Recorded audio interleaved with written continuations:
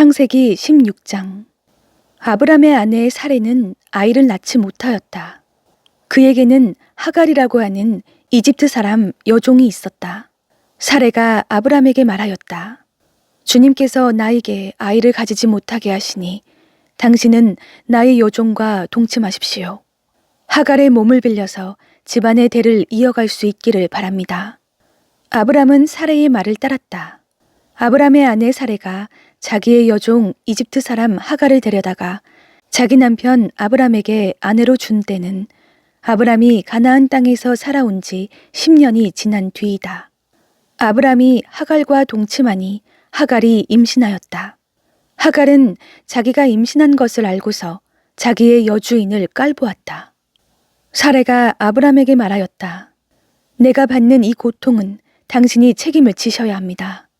나의 종을 당신 품에 안겨주었더니 그 종이 자기가 임신한 것을 알고서 나를 멸시합니다. 주님께서 당신과 나 사이를 판단하여 주시면 좋겠습니다. 아브람이 사레에게 말하였다. 여보, 당신의 종이니 당신 마음대로 할 수 있지 않소? 당신이 좋을 대로 그에게 하기 바라오. 사레가 하갈을 학대하니 하갈이 사레 앞에서 도망하였다. 주님의 천사가 사막에 있는 샘 곁에서 하갈을 만났다. 그 샘은 수르로 가는 길 옆에 있다. 천사가 물었다. 사레의 종 하갈아, 내가 어디서 와서 어디로 가는 길이냐? 하갈이 대답하였다. 나의 여주인 사레에게서 도망하여 나오는 길입니다. 주님의 천사가 그에게 말하였다. 너의 여주인에게로 돌아가서 그에게 복종하면서 살아라. 주님의 천사가 그에게 또 일렀다. 내가 너에게 많은 자손을 주겠다. 자손이 셀 수도 없을 만큼 불어나게 하겠다.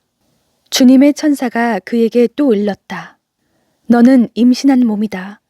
아들을 낳게 될 터이니 그의 이름을 이스마엘이라고 하여라. 내가 고통 가운데서 부르짖는 소리를 주님께서 들으셨기 때문이다. 너의 아들은 들나귀처럼 될 것이다. 그는 모든 사람과 싸울 것이고 모든 사람 또한 그와 싸울 것이다. 그는 자기의 모든 친족과 대결하며 살아가게 될 것이다. 하갈은 내가 여기에서 나를 보시는 하나님을 뵙고도 이렇게 살아서 겪은 일을 말할 수 있다니 하면서 자기에게 말씀하신 주님을 보시는 하나님이라고 이름 지어서 불렀다. 그래서 그 샘 이름도 부엘라 헤로이라고 지어서 부르게 되었다. 그 샘은 지금도 가데스와 베렛 사이에 그대로 있다. 하갈과 아브람 사이에서 아들이 태어나니 아브람은 하갈이 낳은 그 아들의 이름을 이스마엘이라고 지었다.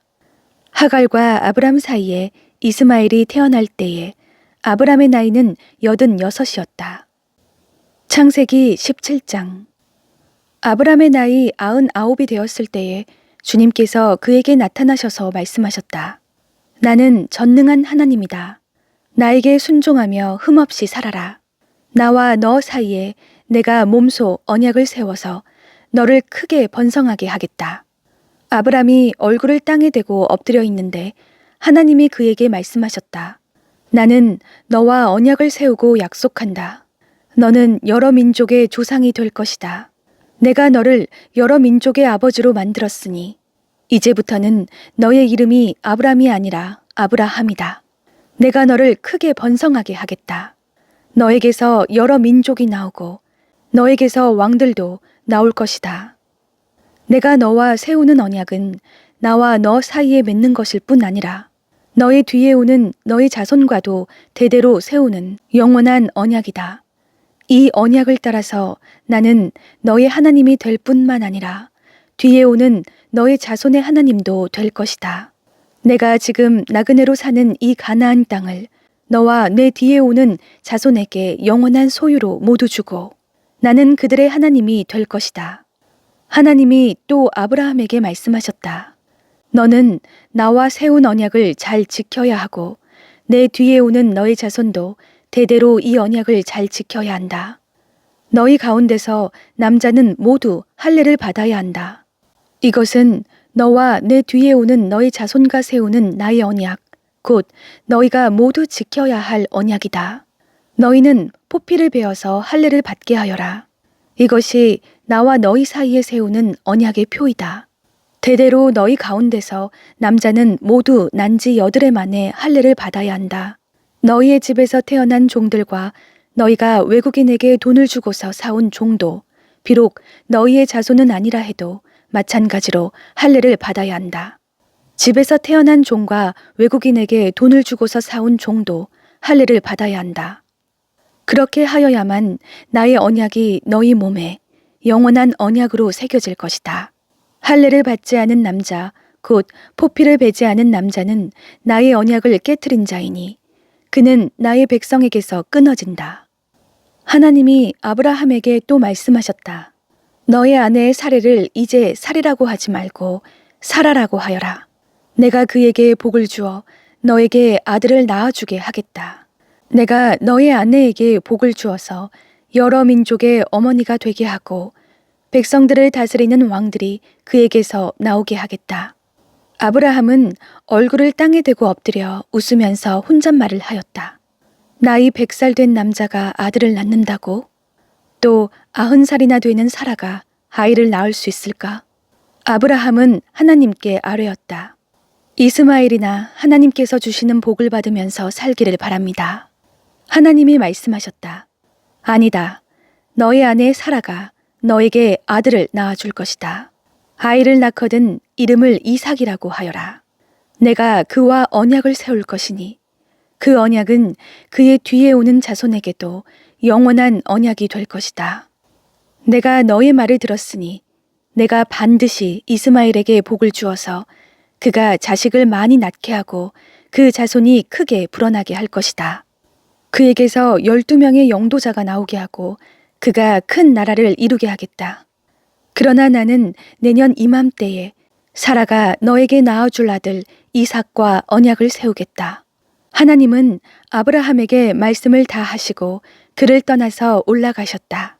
바로 그날에 아브라함은 자기 아들 이스마엘과 집에서 태어난 모든 종과 돈을 주고 사온 모든 종, 곧 자기 집안의 모든 남자와 함께 하나님이 말씀하신 대로 포피를 베어서 할례를 받았다.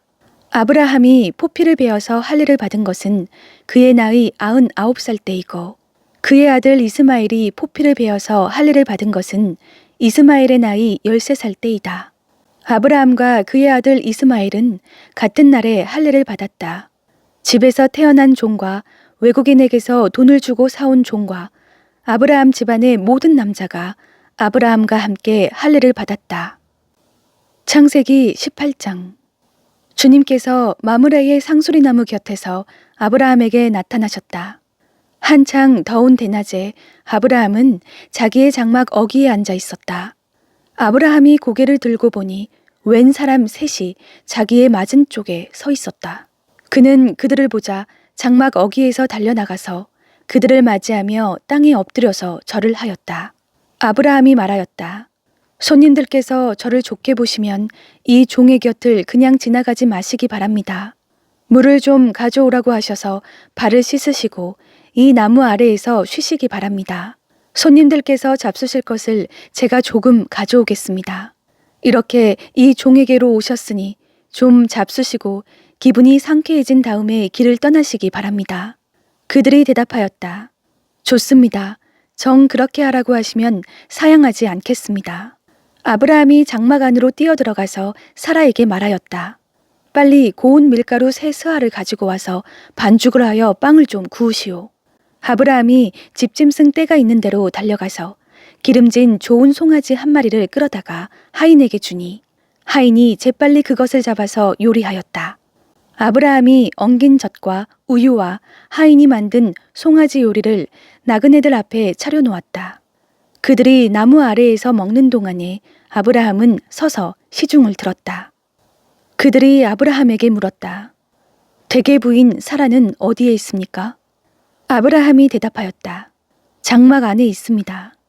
그때에 주님께서 말씀하셨다. 다음 해 이맘때에 내가 반드시 너를 다시 찾아오겠다. 그때에 너의 아내 사라에게 아들이 있을 것이다. 사라는 아브라함이 등지고 서 있는 장막 어귀에서 이 말을 들었다. 아브라함과 사라는 이미 나이가 많은 노인들이고 사라는 월경마저 그쳐서 아이를 낳을 나이가 지난 사람이다. 그러므로 사라는 나는 기력이 다 쇠진하였고 나의 남편도 늙었는데 어찌 나에게 그런 즐거운 일이 있으랴 하고 속으로 웃으면서 중얼거렸다. 그때에 주님께서 아브라함에게 말씀하셨다. 어찌하여 사라가 웃으면서 이 늙은 나이에 내가 어찌 아들을 낳으랴 하느냐. 나 주가 할 수 없는 일이 있느냐. 다음 해 이맘때에 내가 다시 너를 찾아오겠다. 그때에 사라에게 아들이 있을 것이다. 사라는 두려워서 거짓말을 하였다. 저는 웃지 않았습니다. 그러나 주님께서 말씀하셨다. 아니다. 너는 웃었다.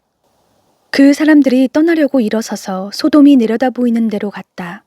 아브라함은 그들을 바래다 주려고 함께 얼마쯤 걸었다.